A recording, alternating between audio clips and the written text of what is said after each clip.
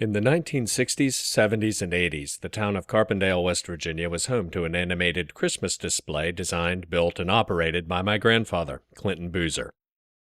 This daylight shot gives an idea of the scale, but the real magic happened at night. It's impossible to say exactly how many visitors the display received over the course of 3 decades, but certainly thousands, and I've met many people who grew up during that time who tell me coming to see the display was an annual event for their families. The scene won the area's annual Yuletide lighting competition on many occasions and was featured regularly in area newspapers. But the things my family seemed to find most gratifying were the long lines of visitors who would brave even harsh weather to view the display, and handwritten letters of appreciation received from total strangers. The display got its start in the late 1950s. The wreaths flanking the church and the star on top are some of the oldest components, predating the church itself by many years. The spectacle began as a thought experiment when some family members were wondering how big a star would need to be so it could be seen and recognized from Ridgely, a nearby town about a mile away. My dad nailed one together, they put lights on it, drove to Ridgely, and the answer was about that big. My grandfather added the shadow box with the manger scene in the center later, and that same star was a consistent feature of the display for the next 30 years. The Night Before Christmas scene was expanded by sections in the early 1960s. The little girl's dream of Christmas morning was the first motion element in the display. Santa Claus and the reindeer were added the following year, and the little boy in the train were the last to be added. The full piece as you see it here was complete by around 1962, and when you see the whole story end to end, it's hard to imagine it was built in stages over a 3-year period. Santa checks on the little girl, who's asleep and dreaming. He goes into the next room to trim the tree, but the reindeers start making noise, and when he goes up the chimney to shush them, the little boy who wasn't asleep comes out of his room to play with his new train. This film was shot in the early 1970s, so there's no sound, but of course there is on the footage that was shot on videotape in the 80s. You can hear my dad narrating the story for some obviously delighted children. That's what happens on December 24 when Santa comes, trimming a tree. And the reindeer on the roof get restless. Where is he? He's taking so long. Oh, there he is. Knock it off, reindeer.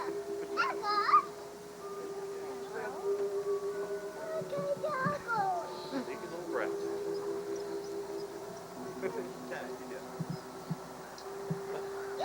Nobody goes. Oh shit, Santa Claus.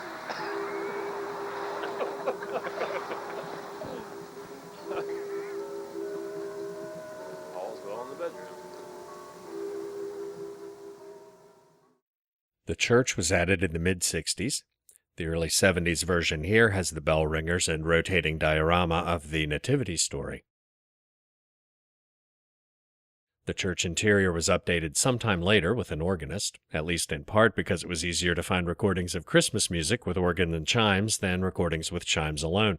This was about 25 years before iTunes.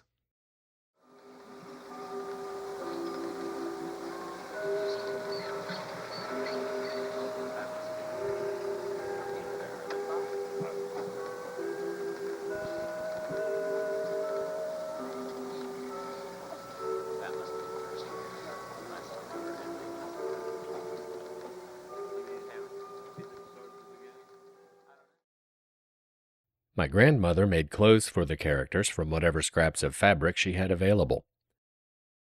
My mother remembers donating a pair of fuzzy mittens that were used for hair. This is the second one. The innkeeper's telling them they have to go to the major. There's no room in the inn.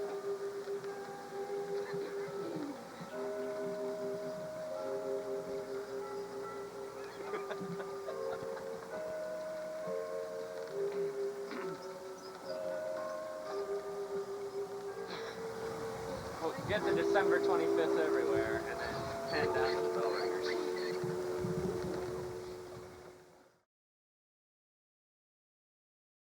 According to my father, the only part of the display they ever paid for was the backdrop and the nativity diorama. which one of his artistically inclined co-workers painted in exchange for 3 bottles of peach brandy to keep him warm while he worked. Like, why are these people ringing the bells? And then you pan up and you see it's Christmas.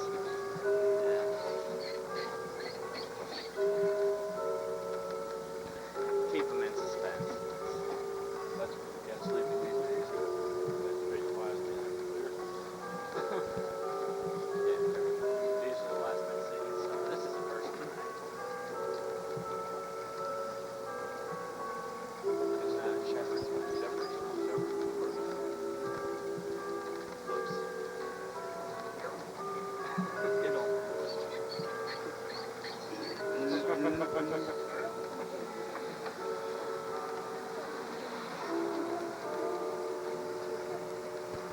Mason jar laying on top of the wall. You can get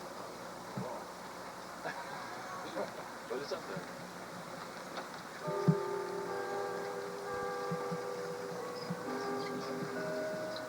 Make sure you move over to the left one so you can see your hands. Oh, okay. You have to kneel down a little bit there. I don't get on my knees.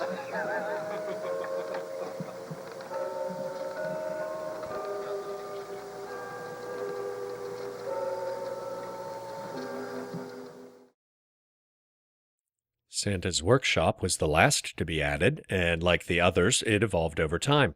This is the early 70s. By the 80s, there were windows into the toy factory and warehouse, and a conveyor belt in between. And then what we want you to do is pan across as they go up, like as he puts them on the conveyor belt, and then pan across the conveyor belt up top there. Okay, you want to give a, There we There we go. go. Anything else? Yeah, get that little blue and red one. Is this for MTV? That's right. Then you have to get the elf taking notes over here, recording inventory. Okay, we'll zoom in on the elf. But of course, the kids always got the biggest kick out of the hapless elf trying to round up the reindeer for Santa's flight.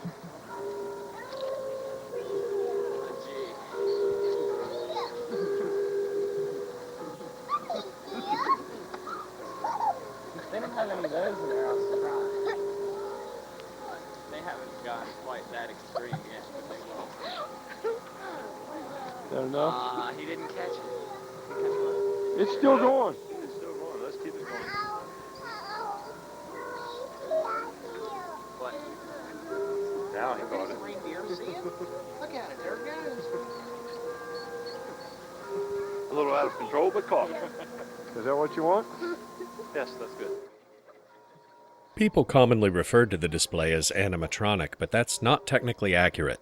When it was built, microprocessors hadn't been invented yet, and it didn't even use any servos, timers, or other electronic components. All the movement was achieved by mechanical linkages to an electric motor. The sequencing and synchronization of the story elements were determined by gear ratios, the lengths of various rods, cables, belts, the diameter of cams and pulleys. But the really amazing thing is, it was done entirely with found parts. This is my grandfather and my dad working on the common drive shaft that let all 3 units operate off a single electric motor. My grandfather didn't come up with a design and then go to the hardware store and buy what he needed to build it. He based his designs around parts he salvaged and reused from discarded machines. Household appliances, hand tools, automotive parts, anything from a cable drum to a pair of handheld manual sheep shears. If it had a mechanism to make something go around, back and forth, up and down, or change speeds, it was fair game.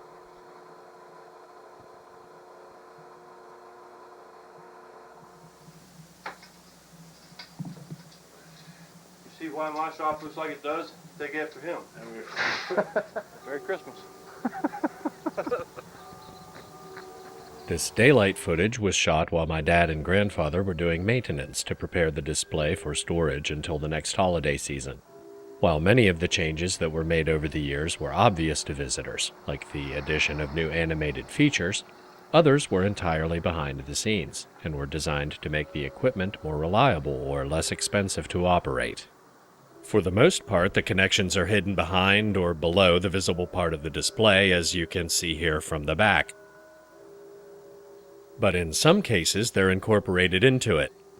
For example, when the little boy comes out of his room to play with the toy train, the figure's hand pushes a lever that closes a switch that powers a turntable that makes the train go round.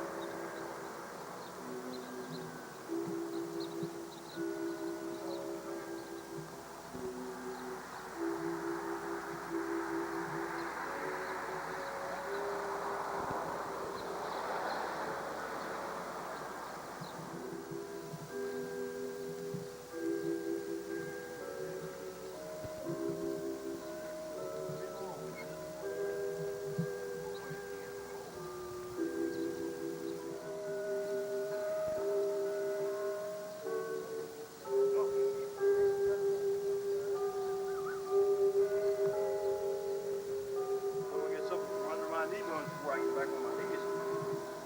Cold and wet.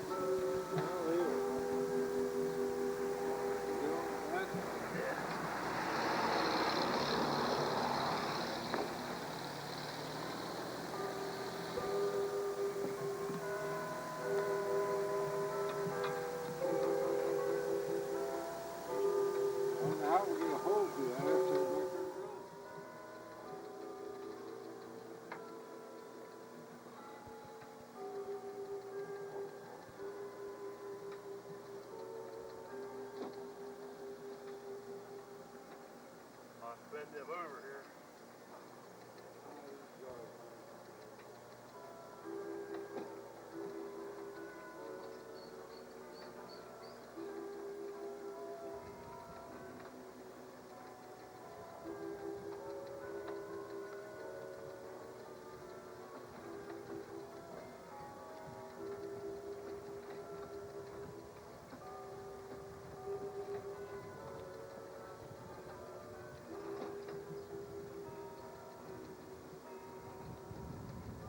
By the early 1990s, health issues forced my grandfather to stop operating the display.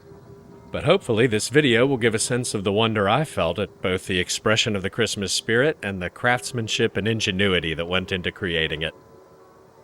And if you're one of the people fortunate enough to have seen it in person, I hope this rekindles some fond memories. So, as the poem says, a Merry Christmas to all, and to all a good night. Thank